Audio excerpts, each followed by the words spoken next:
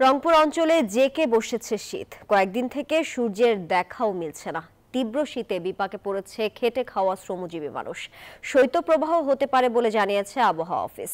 রংপুর থেকে রেজাউল করিম মানিকের প্রতিবেদনে ডেস্ক রিপোর্ট। ঘন কুয়াশা আর হিমেল হাওয়ায় নাকাল রংপুর অঞ্চলের ৮ জেলার মানুষ। এই অঞ্চলে গত 10 দিন থেকে দেখা মিলছে না সূর্যের।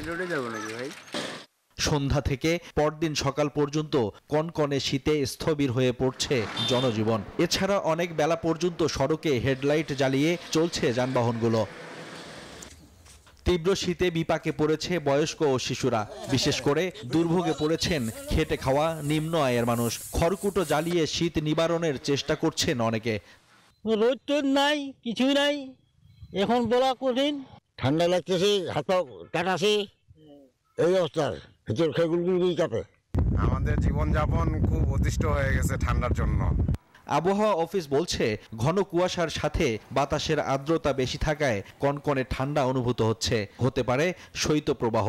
সূর্যের মুখ দেখা যাচ্ছে না, ফলশ্রুতিতে দিনের বেলা সূর্যের আলোর যে কাঙ্ক্ষিত তাপ সেটি কিন্তু পাওয়া যাচ্ছে না।